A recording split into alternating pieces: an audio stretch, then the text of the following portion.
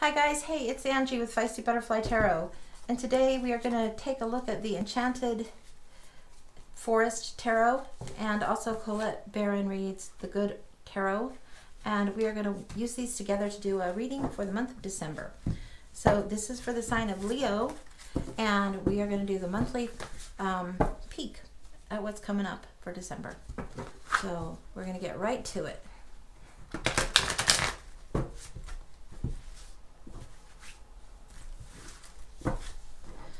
Okay, so this is the beginning of the month. Beginning of the month is going to require a lot of strength from you. You're going to want to rush, you're going to want to muscle your way through and push your way through, but that's not the way to go about it. This is asking for you to rely on your inner strength, your spiritual strength, to know what you need to actually get through, rather than being hasty. Rather than being forced, I should say. Hasty might not be the right word. Rather than forcing something, knowing where there's room to maneuver and navigate and do things in a gentler way and get the same thing accomplished, but in an easier way, instead of forcing things and creating a wild energy that doesn't serve. All right. The Huntsman. This is number 11. Man, that's a tough story. The Snow White Huntsman. Who would want to be him?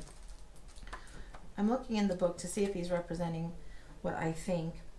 He is. He's justice.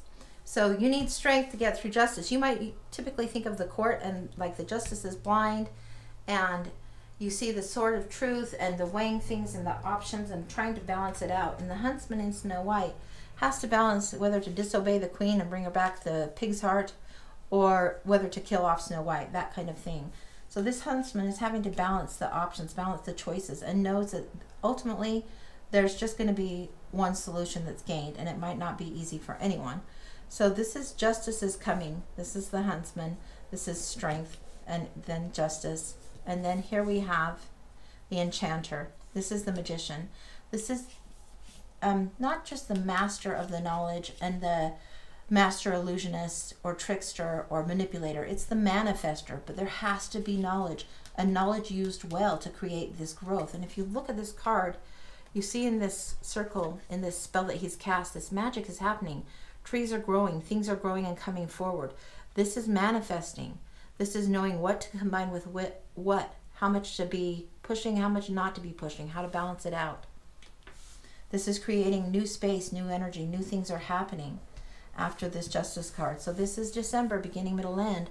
Let's see what else we've got. Okay. I'm going to move these up. I think they're still in frame. I'm hoping. Okay. Then we have, for you specifically, not just the basic energy, but for you specifically, this is what's coming at you. All right. So we have the Lovers. This is about a commitment and choices and following what you love, not just who you love. Making the choice that will really bring you contentment and happiness and harmony in that. You have the Ten of Visions. This is the kind of the happy ending. This is the Ten of Cups. This is where you see the whole family and the rainbows stretched over them, and there's an emotionally happy time going on. This is a great thing. So choices have been made, and then there's more happiness in the family. It's emotions, it's happy, and it's good success. And then right here we have the Ten of Boons. This is the Ten of Coins. So this is the legacy. What's the legacy going to be? What's going to be happening down the road when instead of the young lovers, you're the old grandparents? And what's the family life going to be like at that point? Those are the thoughts that will be in your mind at that point of the month. So it looks like strength is going to be necessary. There could be compromise even that's necessary, given that this was this way. There may be a little bit of compromise necessary, but there will be justice, and a new thing is going to be created out of this. There's going to be new creations happening. Okay, and the next thing is the external forces that you might not see. They might be hidden, and things that are unknown and outside of the environment, or outside influences on the environment sometimes. So let's take a look.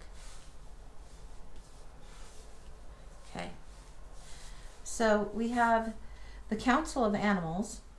This is 20. This is Judgment. The Wide World, that's the world, 21. And then the Five of Visions, which is the Five of Cups. So the outside influences. You see the month coming up, and this is the beginning, and you feel like, okay, you're getting things handled. You're completing things. In Judgment, it's almost the world. You're almost to that end point. So it's interesting these two would come up. This is the happy family card in between the Judgment and the end of the cycle. And we're seeing the Justice right above this Judgment. This is like, typically, like, I think it's Gabriel blowing his horn and everybody's being raised from the dead in Christian thinking and Christian teachings. So they're being resurrected from the dead. They're rising into their higher self. The Judgment is there. There's no need for harsh judgment. It's you doing what is truly and authentically you, that is for the best good. And it's involving family things, definitely. It's recognizing where you are, what has been and what's coming forward, and then being willing to let a cycle end and venture out. This is where the world is the end of the cycle, completion of whatever the assignment was. It's complete now, and there's new journeys to be had, new things to explore if you're ready to go again. And that's what it's going to look like. That's what's going to happen. It's coming in, and you're going to have to manifest and go a little bit further for something new. And then also on the external, you have this feeling of separateness. You have the girl that lost her golden ball. She's lost something of value. She's grieving it. She's worried and concerned, really, really concerned. And in this story, the frog eventually becomes a prince, and there's reward to be found after the grieving, after the loss. Here's the prince. But she doesn't know it right now. She's still feeling loss. She's still feeling grief. And this is external influences. These are things that are happening that you can't see down the track, but they happen, and you get to deal with them and see how it falls out and see what comes next. So we're going to take a look inside the Good Tarot real briefly and see what information there might be to help bookend the read here and here perhaps, and see what's going on.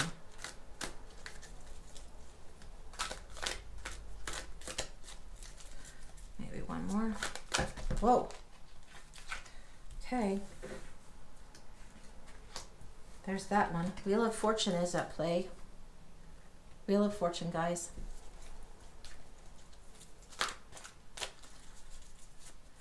Oh, that's an interesting one. Okay.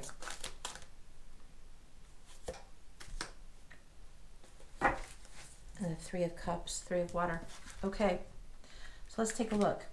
We have the Wheel of Fortune, and if you've seen this card, it almost looks like a face. It's like the moon and a face in the moon. So, just so you can see it.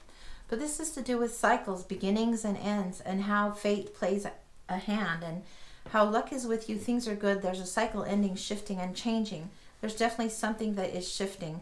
So whether you put it here, bookending, or whether you feel it smack in the middle of the month, it really doesn't matter. When the cycle is done, the cycle is done. And this is bigger than what you get to control in the daily realm. This is karmic. This is fate taking a hand, fortune's wheel, destiny, whatever you want to call it. This is bigger than you are, and this is how this cycle is supposed to continue and go forward. And then you also have this cause for celebration. You have things being offered. There's 3 pearls there. This is like 3 cups. This is community toasting you. There are those around you that are very excited for this new phase, this new place that you're going or growing that you're having. So this is friends that are around you. This is good times, even though it's emotionally big and very exciting. It doesn't need to be overwhelming. It doesn't need to be panicky Pete. It doesn't need to be, oh no, I've lost and it's the end of the world. No, there's community that's around you. There's community that wants to help you with moving forward and doing whatever it is that needs to happen. Things they're definitely changing and shifting for you. But it looks like it's ultimately for the good. So that's what I've got for you. I hope it's helpful. Like, subscribe, tell a friend. Let me know what you think. Let me know what resonates. Take care, guys. Bye-bye.